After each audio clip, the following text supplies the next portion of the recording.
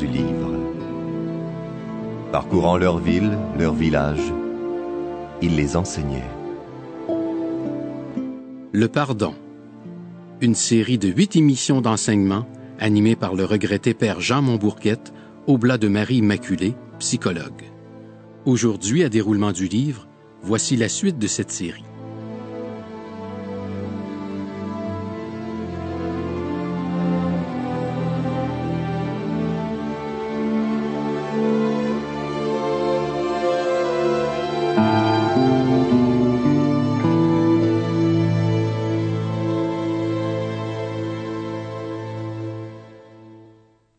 Nous en sommes rendus à la 3e rencontre.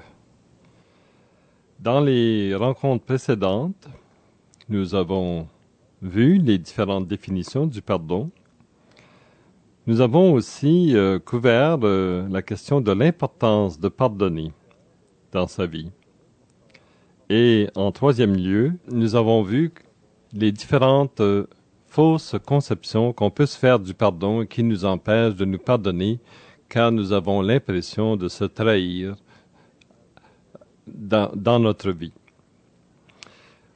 Pour cette 3e émission, nous allons aborder la question à qui pardonner. Sûrement, il y a une sorte d'offense objective qu'on peut avoir dans sa vie, du type quelqu'un qui frappe notre voiture, qui nous fait un dommage et qui s'enfuit. Alors voici, c'est un genre d'offense qu'on peut dire objectif, c'est-à-dire c'est un dommage qui peut se calculer.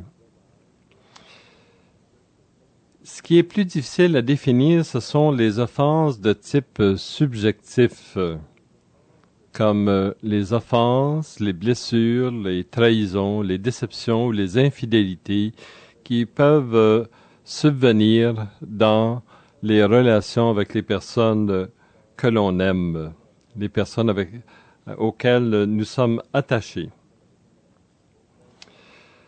Qui peut nous faire plus mal que quelqu'un que nous avons laissé entrer dans notre cœur? Quelqu'un que l'on aime, quelqu'un vis-à-vis duquel nous avons mis des attentes et des espoirs. N'est-ce pas que le pardon est une réalité quotidienne dans nos vies, une réalité quotidienne dans nos familles? Il y a des multiples blessures que l'on peut se faire en famille. On peut penser aux époux et aux épouses, aux couples. Il y avait un vieux couple qui fêtait leur 60e anniversaire de mariage. Et des jeunes personnes qui étaient à la fête sont allées voir ce vieux couple et lui ont demandé « Mais quel est votre secret pour rester marié durant 60 ans? » Et voici que la femme de dire « Moi et mon mari, jamais nous nous sommes couchés sur une dispute ou sur une colère. Nous avons toujours dialogué le soir et nous avons réglé par le pardon nos différents conflits. Et c'est ça qui a assuré la permanence dans notre amour. » Les parents et les enfants, combien y a-t-il d'occasions où on peut se blesser? Les enfants qui tout à coup découvrent que leurs parents ne sont pas parfaits et qui peuvent avoir tendance à se sentir déçus. Et les parents qui ont toutes sortes d'attentes à propos de leurs enfants, à savoir des attentes d'obéissance, des attentes de réaliser de bien faire dans leurs études, de bien réaliser une carrière. Il y a beaucoup d'attentes qui peuvent être brisées. Et que dire maintenant des belles-sœurs, des beaux-parents avec leurs gendres et leurs brus?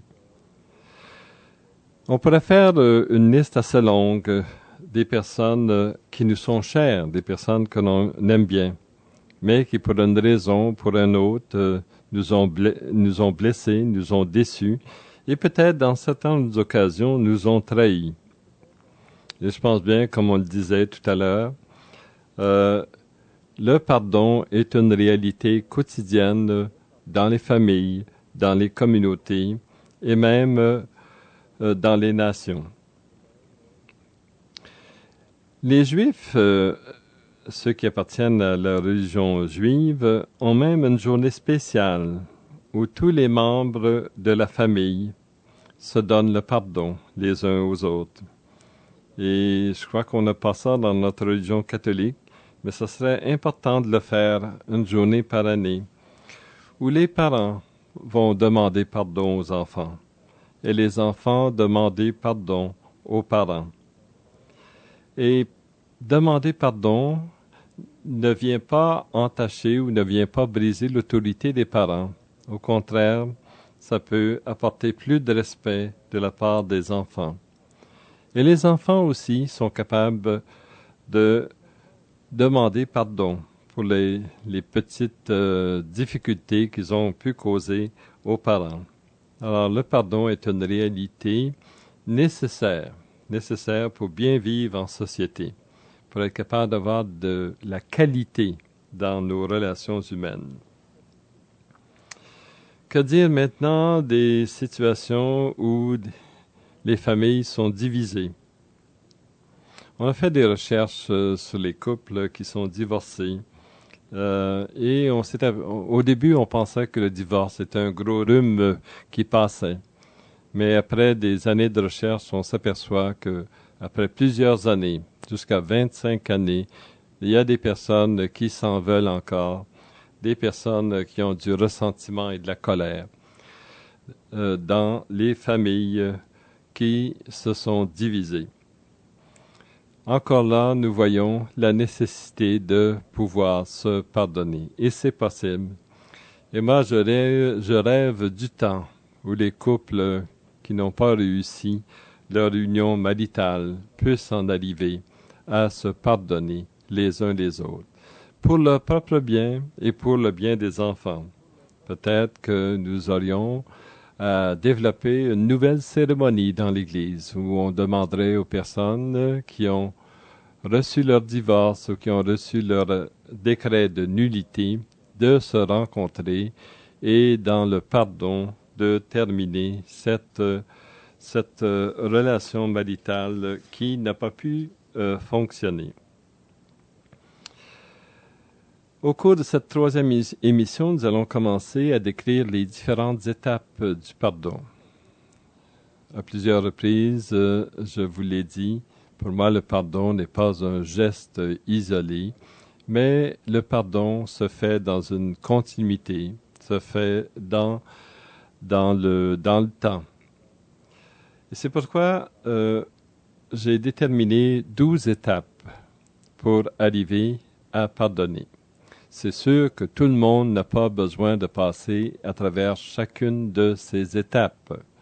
Pour certaines personnes, il va y avoir une ou l'autre étape qui vont les empêcher de pardonner.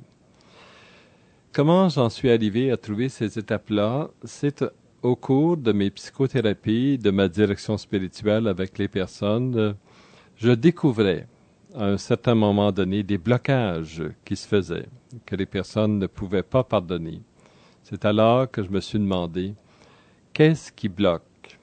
Et à ce moment-là, lorsqu'on venait à débloquer la personne, je disais, voici, ça, on pourrait considérer ce blocage comme une étape. Ça consiste à défaire le blocage de telle manière que la personne puisse continuer sa démarche de pardon. Alors, j'ai donc déterminé ces 12 étapes. J'ai commencé avec 4 étapes, puis 6 étapes, 8 étapes, et j'en suis rendu à 12 étapes. Et comme je vous le disais, ce n'est pas une obligation de s'arrêter à chacune des étapes. Mais peut-être qu'on peut bloquer à la 6e, comme on ne peut pas donner de pardon parce qu'on ne s'est pas pardonné à soi-même. Alors, on s'arrête sur cette étape-là, on fait l'exercice, et on dépasse cette étape-là, et on continue à cheminer pour arriver à un pardon le plus complet possible dans sa vie. Alors, la première étape de cette série, se lit comme ceci. décider de ne pas se venger. Décider de ne pas se venger, mais en même temps avoir la nette intention de faire cesser l'offense. C'est sûr, au cours de cette première étape, je le vois un peu comme un conditionnement au pardon. Si on n'a pas décidé dans sa vie de ne pas se venger, si cette décision-là n'est pas claire, on peut difficilement parler de pardon dans sa vie. Parce que la vengeance, qui est proprement un sentiment humain, spontané après une offense, et là, existe. Et comme je vous disais, c'est comment on va l'accepter intérieurement, mais on n'agit pas sur son sentiment de vengeance, c'est-à-dire qu'on ne le réalise pas. Si on prend ce cheminement-là, c'est sûr qu'il en est fini de notre démarche du pardon. On sait comment la vengeance ne nous aide pas au plan humain et au plan spirituel. Comment c'est un immense blocage dans notre vie. Alors, il faut donc prendre cette décision formelle que non, la vengeance ne fait pas partie de ma vie et que dans la mesure du possible, je laisse de côté cette option pour choisir de pardonner.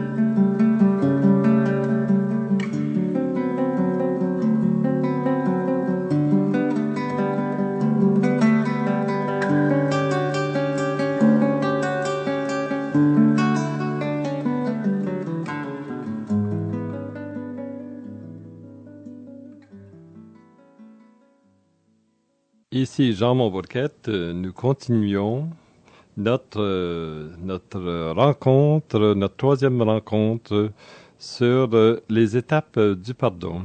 Nous avons commencé à parler de la première étape et en particulier de la prise de décision de ne pas se venger. Et nous avons dit comment, si on prend le chemin de la vengeance, il en est fini du pardon. Alors c'est donc une décision qu'on prend dans sa vie de ne pas continuer des attitudes revanchardes, mais d'être capable de se situer dans une mouvance de pardon. La réaction première à la suite de l'offense, qui est une réaction très humaine, c'est donc de se venger. Et quelqu'un nous disait, si vous voulez être heureux un moment, vengez-vous. Il y a une certaine satisfaction à voir l'autre souffrir. Mais c'est une satisfaction qui est de courte durée. Et la personne ajoutait, si vous voulez être heureux longtemps, pardonnez dans votre vie. On sait bien, lorsqu'on se venge, fort probable, on a tous fait cette expérience-là, de faire mal à l'autre personne parce qu'on a eu mal à l'intérieur de soi. Et à ce moment-là, on n'est pas tellement heureux à l'intérieur de soi. On sent qu'on n'a pas atteint une véritable qualité de vie. Pourquoi? Parce que dans la vengeance, on s'abaisse à répéter les mêmes gestes que l'offenseur. On continue le travail de l'offenseur sur l'autre personne. Vous savez, c'est très difficile de faire une vengeance parfaite. Parce que si on veut faire une vengeance parfaite, il faut qu'on calcule le degré de souffrance qu'on a eu et l'imposer ce degré de souffrance-là à l'autre personne. Et les degrés de souffrance ne sont pas les mêmes pour chacune des personnes. Et souvent, ce qu'on fait dans une vengeance, on en fait un peu plus. Parce que si la personne a la peau un peu plus dure que la sienne, nous voulons l'atteindre, nous voulons lui faire mal. Et l'autre personne, de son côté, fait la même chose. Et voici que nous sommes pris dans une sorte de danse infernale où les deux parties se font mal, littéralement. C'est ce qu'on appelle dans sa vie la spirale de violence. On peut le voir dans des vies personnelles, on peut le voir aussi au niveau des nations, où on ne sait plus quand s'arrêter dans ce déclenchement de violence mutuelle. Se venger n'est donc pas la solution. Souvent, lorsqu'on se venge, s'engendre chez soi un sentiment de culpabilité. On se sent coupable. On sent qu'on n'a pas réalisé vraiment un idéal de vie. Mais au contraire, on s'est abaissé. Se venger aussi nous met dans une situation de peur. On se demande constamment quand est-ce que l'autre personne va se venger à son tour, soit sur soi ou soit sur les personnes que nous aimons bien. Il est sûr que, nous l'avons dit à la première émission, qu'il peut y avoir une vengeance passive. Et souvent, c'est plus ou moins consciemment qu'on veut se venger vis-à-vis de d'autres personnes. Souvent en s'amortissant, souvent en arrêtant d'être heureux, souvent en arrêtant de faire en sorte que les autres personnes alentour de nous soient heureuses. Et c'est bon si vous vous sentez déprimé parfois, si vous vous sentez comme aigri, c'est bon de vous arrêter et vous poser la question. Pourquoi cette amertume en moi? Pourquoi j'ai tendance à ne pas être joyeux? Est-ce que j'aurais en moi une sorte de blessure qui est en train de suppurer, c'est-à-dire une blessure qui est en train de pourrir en moi, qui m'empêche de vivre? Alors c'est important de se poser la question lorsqu'on a de l'amertume ou de l'aigreur. Qu'est-ce qui se passe en moi? Est-ce que je suis en train de cacher une vieille blessure? Est-ce que je peux vraiment me guérir et retrouver ma joie de vivre? Parce que je retrouve chez certaines personnes qui manquent de joie de vivre ce fait qu'il y a une sorte de vengeance passive en eux qui est plus ou moins consciente. Alors, dans notre première étape du pardon, il y a donc cette décision, cette prise de décision. Je ne vais pas vers la vengeance, mais la deuxième partie est celle-ci.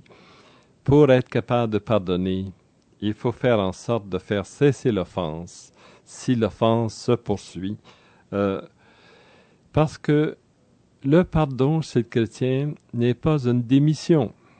Souvent, on a traité les chrétiens qui pardonnaient de peureux. C'est des personnes qui se laissent manger la laine sur le dos. Mais non, le pardon, nous l'avons vu, n'est pas une démission de ses droits. Et dans la première étape de pardon, il faut avoir le courage de faire cesser l'offense. Et c'est incroyable comment vous avez de la puissance pour dire à une personne qui vous offense, arrête de faire ça. Et ça prend cette puissance d'affirmation chez le chrétien qui veut pardonner, d'être capable de poser ce geste et de dire à la personne qui l'offense, je ne veux plus que tu continues ce comportement envers moi. Ce qui est important, c'est comment faire cesser l'offense sans tomber dans la vengeance. Comment dire à quelqu'un, je ne veux pas que tu continues à me nuire, mais en même temps, je ne veux pas me venger contre toi. Je me rappelle, dans ma vie, il y avait un professeur qui parlait contre moi. Je ne sais pas pourquoi exactement. Il parlait contre moi, mon enseignement et ma recherche. Alors, je me suis dit, qu'est-ce que c'est que je fais devant cette situation-là? J'avais le goût à mon tour de parler contre lui, mais j'ai décidé de ne pas prendre le chemin de la vengeance. Tout simplement, je lui ai écrit une lettre et je lui ai dit, de grâce, si vous voulez, arrêtez de parler de mon enseignement et arrêtez de parler de ma recherche. Oubliez-moi tout simplement. Et voici que ce professeur m'envoie une lettre, me dit, c'est seulement du commérage, je n'accepte pas votre lettre, je n'accepte pas ce que c'est que vous me dites. À ce moment-là, j'ai laissé faire, et voici que quelques mois plus tard, des étudiants sont venus me voir et ont dit « Tel professeur parle contre toi ». Alors là, j'en ai eu assez.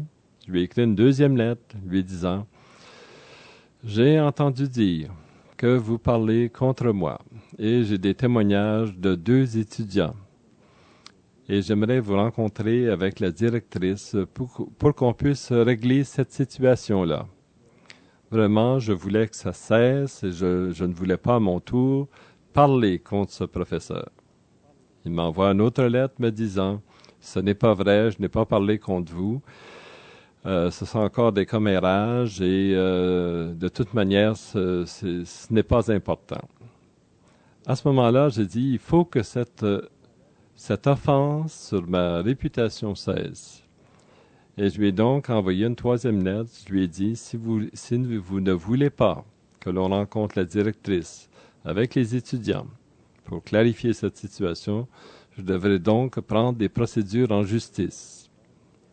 Et là, j'ai reçu un coup de téléphone du professeur qui m'a dit, très bien, si vous voulez, je vais aller rencontrer la directrice, mais seule pour m'expliquer.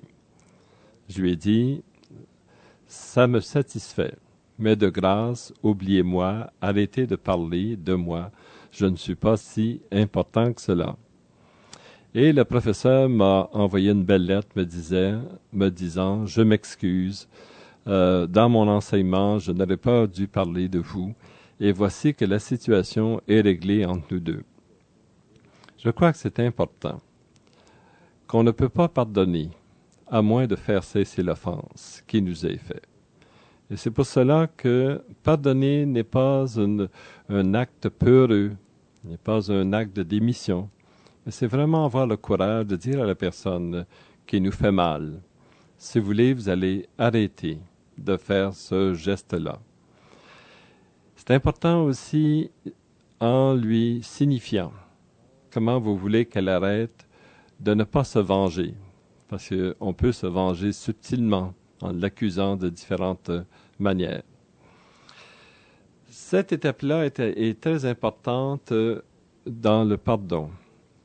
Et dans ce geste qu'on fait pour faire arrêter l'autre personne, comment le faire?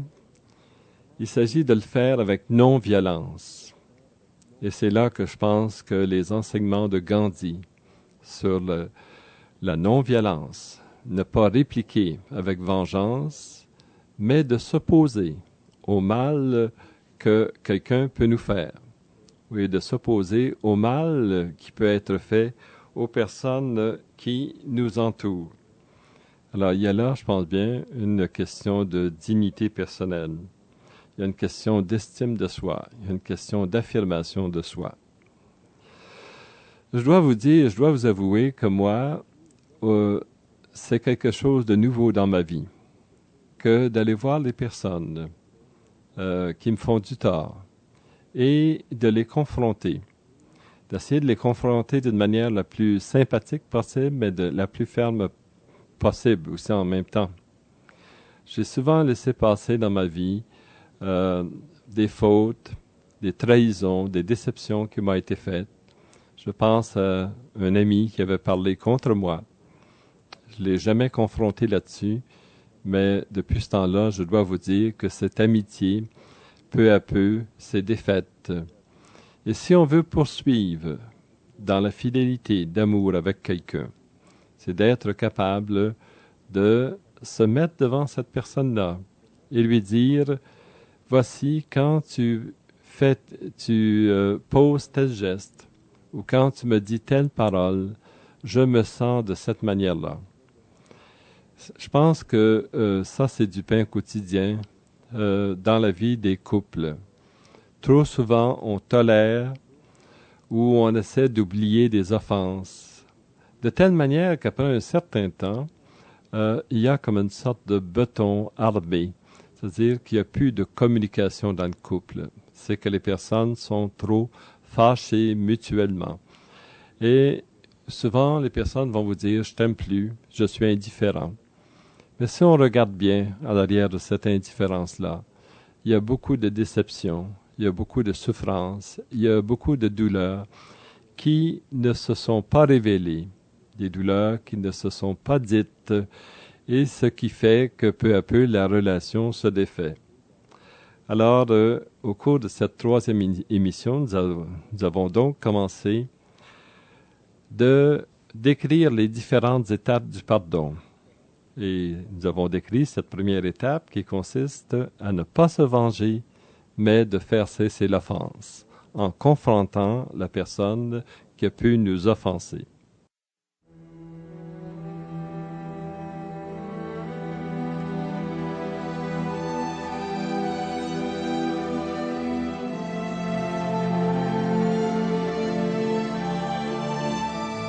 À déroulement du livre, vous venez d'entendre un enseignement du regretté Père Jean Montbourquette, oblat de Marie Immaculée, psychologue.